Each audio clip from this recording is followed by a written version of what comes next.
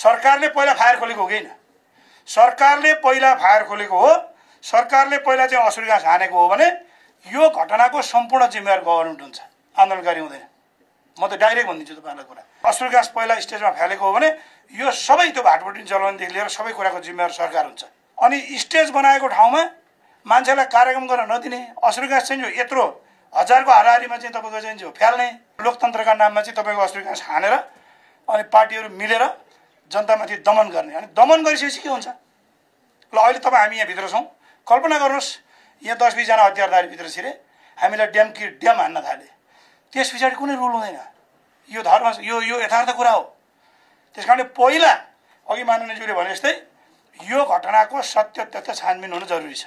सरकारले पावरको दम्बको भरमा लगेर दिन्छ, हतकडी लगाएर तपाईँको हतकडी लगाए त्यो मिडियामा देखाएको त्यो डोमिनेसन गर्न खोज्यो, उसलाई सप्रेस गर्न खोज्यो। सरकारले लुइँ तपाईँको यहाँ के देखिन्छ डाटामा भनेदेखि हेर्दाखेरि असुरी घाँस चाहिँ 746वटा सेल होइन पड्काउने, 192वटा चाहिँ छर्रा चाहिँ पड्काउने, ब्ल्याङ्क फायर गर्ने, छर्रा 239वटा, हवाई फायर 58, 2 राउन्ड चाहिँ तपाईँको पिस्तोलको गोली।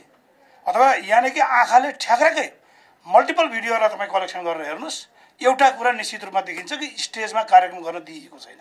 अब हामी लोकतन्त्रवादी हौँ, सत्य के हो भन्नुहुन्छ भने लोकतन्त्रवादी भनिरहँदाखेरि लोकतन्त्र भनेकै एउटा त्यस्तो गार्डन हो होइन, एउटा त्यस्तो नर्सरी हो जहाँ फरक फरक खालका फुलहरू यानि कि फरक फरक खालका विचारहरूले स्वतन्त्रपूर्वक फुल्न पाउनुपर्छ।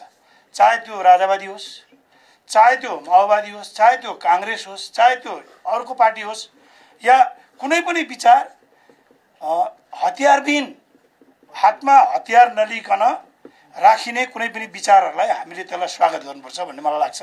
र हामी बिपी कोइरालाका अनुयायी हौँ र हामीले सिकेको कुरा यही हो। र हाम्रो अझ यो सरकारमा त हामी पनि छौँ।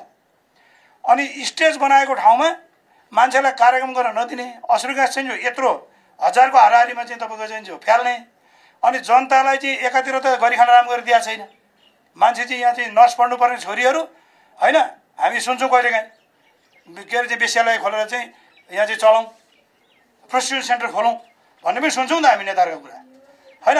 अनि भन्ने चाहिँ नर्स पढ्नबाट वञ्चित गराउने, डाक्टर बन्नबाट वञ्चित गराउने, आइटी एक्सपर्ट हुनबाट वञ्चित गराउने, देशभित्रका सिटहरू चाहिँ सबै चाहिँ काट्ने, अनि विदेश मजदुरी गर्नको निम्ति चाहिँ पठाउनलाई बाध्य तुल्याउने, अनि जनता आक्रान्त छ त्यो कुरालाई एड्रेस गर्नु छैन। लोकतन्त्रका नाममा चाहिँ तपाईँको असुरी घाँस हानेर अनि पार्टीहरू मिलेर जनतामाथि दमन गर्ने। अनि दमन गरिसकेपछि के हुन्छ? ल अहिले तपाईँ हामी यहाँभित्र छौँ, कल्पना गर्नु